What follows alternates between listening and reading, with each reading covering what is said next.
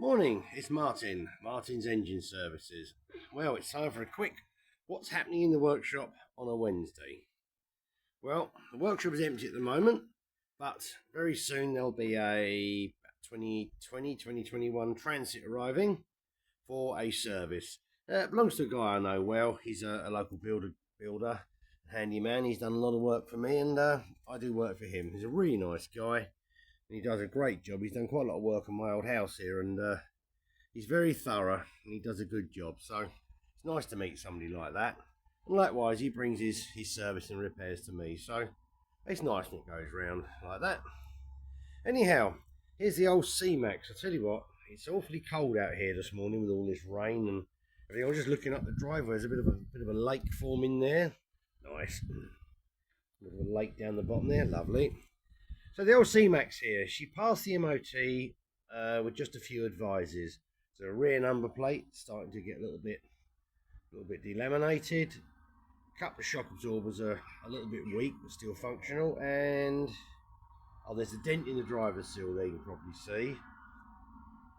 And what else? Oh yes, what was it? Think, Martin. Oh, corroded rear suspension arms. Only surface rust, but I made a note. Otherwise, all good. And the emissions are absolutely perfect. I was just wondering about what they'd do with its slightly weird sort of running problem. It did run okay yesterday, it drove fine, but it does have a little bit of a flat spot. And when you initially accelerate, it is very easy to stall it. Now, to be fair to these Duratec 1.8s and 2 litres, particularly this version, it's like the version in my Fiesta ST. They do have a very small lightweight flywheel and quite a small clutch to go with it, because they're both fitted with the earlier IB5 gearbox. Now later versions of this are fitted with the MT75 gearbox, which has a dual mass flywheel and a big clutch. So I do know my Fiesta is very easy to stall. So I don't know whether that's there's obviously a contributing factor you've got to be aware of, but it does have a flat spot, which still makes me believe there's a problem with that accelerator pedal. It definitely feels like that. So I'm going to have another little go at it maybe tomorrow. I've got so much to do tomorrow, and I'll have a little play around with it for them. So I'll sit there, and we can sit out there today in the cold and the wet, and we'll see how it behaves tomorrow. But I ain't going out there to play with it this morning. In fact, I'm going back in the workshop because it's damn cold out there. I've even had to dig out the trusty old jacket today. Old Faithful's come back out for its winter service. So what else are we doing? Tinkering around with a Lister G1 engine. Got to make up another fuel tank for this, sit under there, because I stole the fuel tank for the Countach mower. And on the subject of the Countach, decided yesterday afternoon to go and sweep a few more leaves up and give it a bit more testing. And I did notice that transmission was definitely jumping. And you can feel it jerking and jumping, and it's bouncing the drive belt when it does it. So I thought, So I tried a few different speed ranges and revs, and it's okay, but it's just not right. And there's quite a lot of whining coming from the unit. Now, it suddenly occurred to me, of course, I put synthetic gear oil in this. Now, I do know that gear oil will tend to foam up a little bit or get air bubbles in it when it's been churned up by the obviously rotation of the gears. It suddenly occurred to me, this hydrostatic unit has got like a hydraulic pump in it. And of course, that noise is probably the air bubbles going through the pump. So I drained out the oil, the gear oil I put in, and it's not hideous. It really isn't. I mean, it's a little bit discoloured, but there was probably some old oil still trapped inside the unit when I stripped it before, because I did not take them things apart, because I looked at them and went, oh no. So I drained the transmission right out. I have got a drain plug fitted to it, but I didn't want to disturb that, so I took the unit off, upended it and tipped all the oil out. And I decided then the best option was to fill it up with something completely different and much thinner. And I thought, well, I've got some automatic transmission fluid here, so they recommend this should have about a sort of 20-30 weight oil in it. Now, transmission fluid seems to be around about 20 weight oil, obviously depending which version. And I thought, okay, I do different brands and do different specs. So I thought, I'll tell you what, I'll mix them together and I'll make my own specially blended transmission fluid. So I poured that in and I put a little bit extra into where they seem to say they should be filled up to. And I thought, right, I'll have a little bit extra and we'll see what happens. So I put it all back together and there is quite a considerable difference. It now will it's still grumbling a bit, but at very low speed, literally just crawling along, it will go up and down the slight incline in the garden without stalling, and it doesn't seem to be jumping and vibrating. You can hear the actual pump load up or the transmission load up as that's idle as well. So I'll give it a little bit of running around, and I thought, okay, maybe that's the answer. Go thinner so it's pumping round better. So I'm going to give it a bit of try, not today.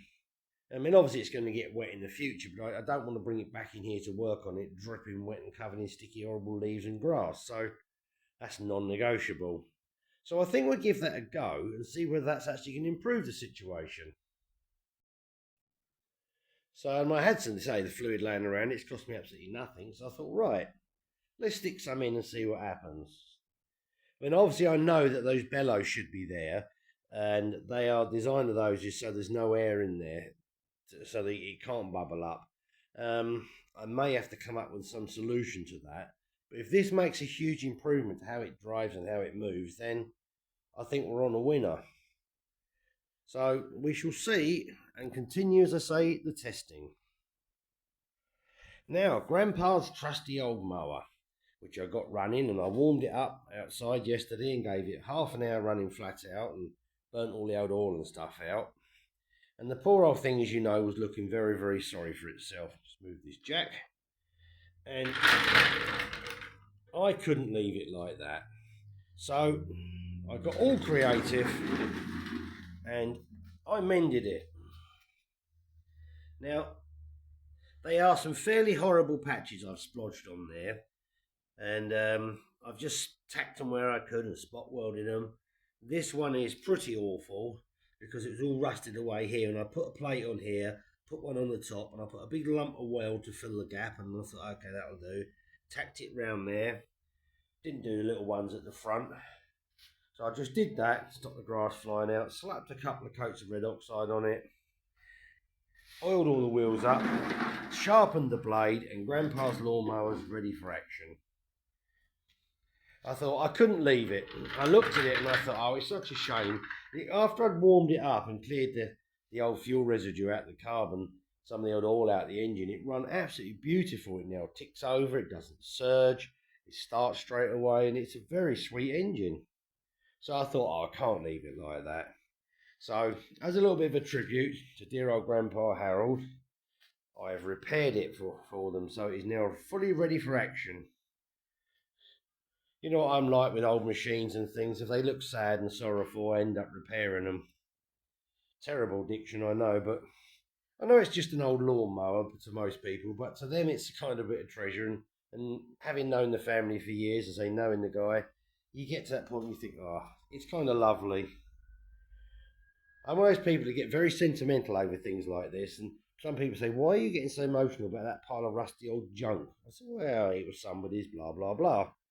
So that's the way I am, that's the way I take on it. If you see me rejuvenate this poor old machine in front of me from a pile of scrap laid in the garden with bits missing and bits hanging off and wrong bits, then rusty old leaf sweeper there and everything. I mean, that just works so well, it's remarkable. I just can't believe how efficient it is. The obvious solution to the netting came to me, and it's dead simple. My neighbour's got some thin sheets of aluminium from an old caravan he dismantled, and I'm literally going to cut 3 bits of alley and rivet them to the frame there, put one across the back, curve the edge and rivet the seams, and get rid of the sack. You don't need the sack as such. It's not as if he's got to let the air out, because there's vents there and there's huge gaps everywhere. So if the bag gets any worse, it doesn't actually let a lot out the corner, funny enough. It just piles up there and just sits there. So It doesn't seem to be an issue. I mean, to be honest with you, if it loses a few, it's not a problem, really. But no, it just works really, really well. I'm very impressed with that. And I mean, I spent about 10 minutes out there yesterday, swept basically the whole lot up, and I thought, great. So I can carry on tinkering with that. It's necessary, I can modify that, but transmission's looking a bit more plausible. There is another hydrostatic unit for sale local to me for about £40 complete, but of course I can't test it because it's off of a machine, and it's one of those jobs.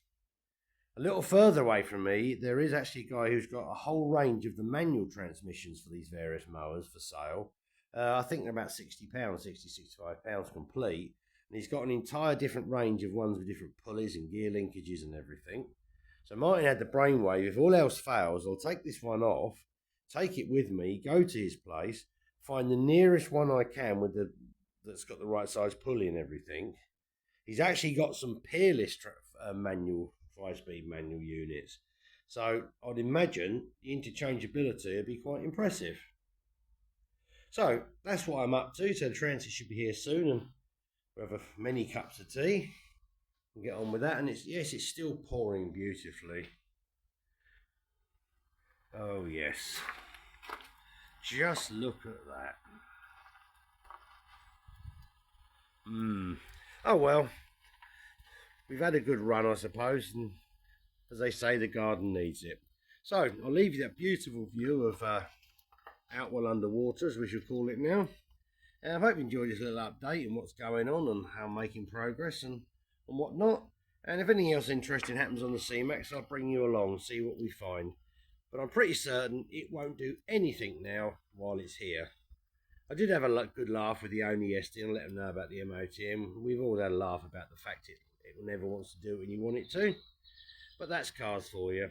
So thank you very much indeed for watching. Gained another couple of subscribers as well, and a nice message from a guy in Melbourne, Australia, who's joined the channel, and he came up with a few little ideas that might improve things a little bit. So there may be a scary improvement in production quality, but please don't hold me to that.